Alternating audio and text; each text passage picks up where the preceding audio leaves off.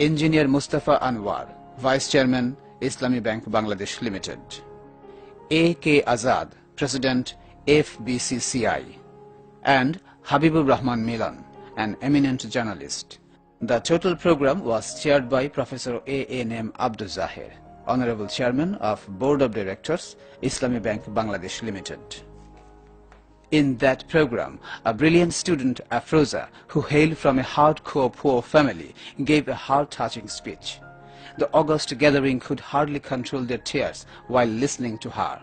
Afroza is the representative of that class of students in Bangladesh who are struggling incessantly to earn a living as well as to earn education.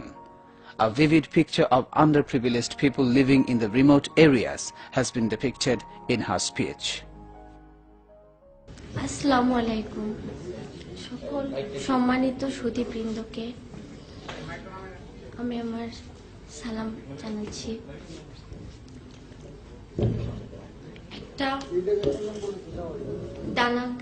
ডানাকাটা পাখি যার সামনে সবুজ মাঠ থাকে, উপরে নীল আকাশ থাকে, কিন্তু সে ছটফট করে উঠতে পারে না।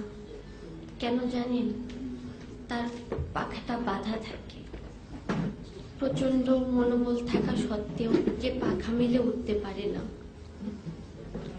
যার পাখা দুটো স্থবির হয়ে থাকে শুধু একটু সাহায্যের হাত বাড়ানোর জন্য। পাখিটার একটু সাহায্যের প্রয়োজন, পাখিটার একটু সহানুভূতির প্রয়োজন। আজকে এখানে অনেক এরকম ডানাকাটা পাখি আমরা রয়েছি যাদের পাখাগুলো কাটা। আমাদের মনোবল দরকার, আমাদের পাশে কারো দাঁড়ানোর প্রয়োজন।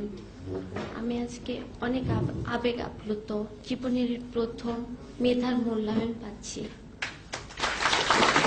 এত বড় একটা অনুষ্ঠানে আমাদেরকে সংবর্ধনা দেওয়া হচ্ছে।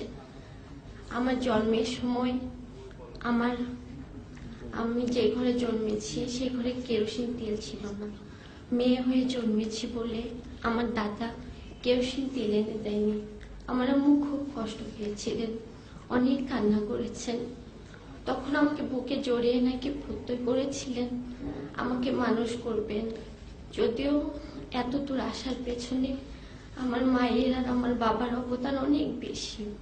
শুধুমাত্র কোনো জমি জমা ছিল না, কিছুই ছিল না, শুধুমাত্র তাদের মনোবলের উপর ভিত্তি করে এত দূর আসতে পেরেছি।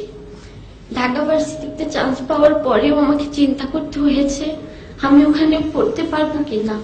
আম্মুকে বারবার বলেছি, আম্মু আমি ওখানে পড়তে পারবো তো। আরেকবার চিন্তা করেছি যে রংপুর ইউনিভার্সিটিতে ভর্তি হবো কিনা। অনেক স্বপ্ন, ঢাকা ভার্সিটিতে ভর্তি হবো। আমি যে এখানে পড়তে আসবো, ভাড়াটা পর্যন্ত জোগাড় করা, রাত্রে চিন্তা করতাম যে আমি ভাইবা দিতে যাইতে পারবো তো, ভর্তি হতে যাইতে পারবো তো। আমাদের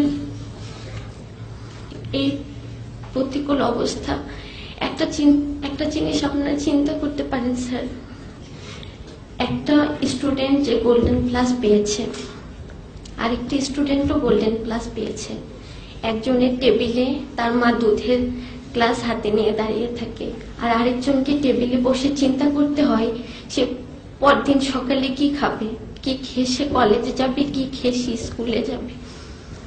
এই যে একজনের একটা বাচ্চা আমি ঢাকায় এসে দেখেছি আমার এক আত্মীয়র বাসায়, তার মা তার পিছনে সারাদিন খাবারের বাটি নিয়ে দৌড়াদৌড়ি করে।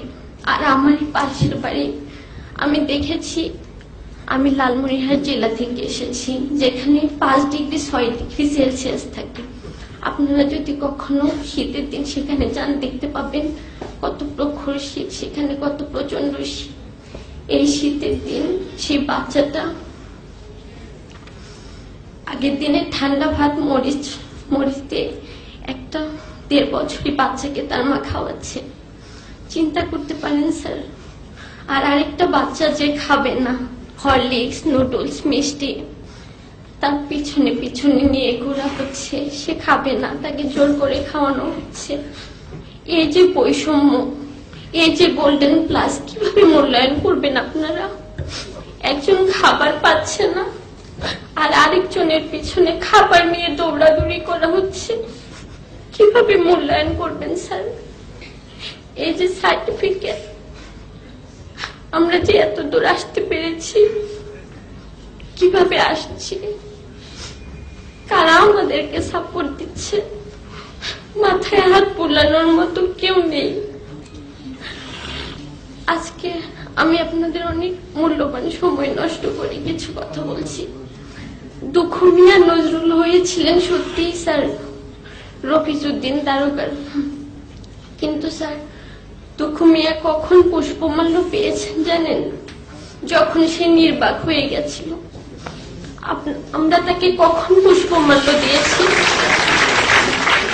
কি পেয়েছেন তিনি? পুষ্পমাল্য তিনি কখন পেয়েছেন? তার যখন পুষ্পমাল্য পেলে তার ভালো লাগতো, তার অনুভূতি সে জানাতে পারত, তখন আমরা তাকে কারাগারে রেখেছি, তখন তিনি কারাবাস পেয়েছেন। আর আমরা যখন তাকে পুষ্পমাল্য দিয়েছি তখন তিনি স্থবির হয়ে গেছেন, তখন আর তিনি কিছু বলতে পারেননি, কিছু পেয়ে যাননি, কিছুই চিকিৎসা কোনো কিছুই তিনি পাননি। সেই দুঃখু মিয়া, সেই কাজী নজরুল ইসলাম, আমরা কাজী নজরুল ইসলামের মতো হতে চাই স্যার, কিন্তু দুঃখু মিয়ার মতো কষ্ট পেতে চাই না। পুষ্পমাল্য আমরা নির্বাক হয়ে পেতে চাই না। আপনারা আমাদেরকে পুষ্পমাল্যটা আমাদের যখন পাওয়া উচিত, যখন পেলে আমরা আমাদের অনুভূতি এরকম মনে জানাতে পারবো, এরকম এক ফোঁটা অশ্রু ফেলতে পারবো সবাই মিলে, তখন আপনারা আমাদের পুষ্পমাল্যটা দিন। আমাদের সবারই দায়িত্ব আছে।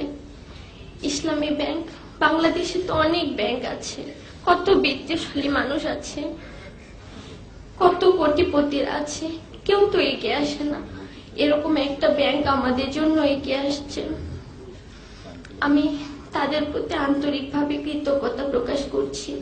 তারা আমাদের পাশে এসে দাঁড়িয়েছেন, উষ্ণতারা হাত বাড়িয়ে দিয়েছেন, একটা ডানাকাটা পাখিকে আকাশে উড়বার স্বপ্ন দেখিয়েছেন। আপনারা আমাদের স্বপ্নের সাথী হয়ে দাঁড়িয়েছেন। আজকে যদি এখানে এই অনুষ্ঠানটা কোনো সংবাদ মাধ্যমে প্রচারিত হয়, আমি বলতে চাইব, সমাজের বিত্তশালী মানুষ, আপনারা একটু এগিয়ে আসবেন। আপনাদের বাচ্চার এত বহুমূল্য খেলনা কিনে না দিয়ে একটা ছোট্ট বাচ্চার এক বেলার অন্ন সংস্থান হতে পারে, এটা একটু চিন্তা করবেন। আমরা যখন দিনের পর দিন যখন আমরা খাবারের চিন্তায় পড়াশোনাটা ফ্রেশ মাইন্ড ভাবে করতে পারি না, কিন্তু তখন আমার এই সহপাঠীকে আমি দেখেছি, কোটিপতির মেয়ে এসে, আমি যখন চিন্তা করতাম কিভাবে আমি ভালো রেজাল্ট করবো, কিভাবে পড়াশোনা করব, সে তখন চিন্তা করতো কোন রকম একটা রেজাল্ট করে প্রাইভেট ইউনিভার্সিটিতে ভর্তি হয়ে যাবে।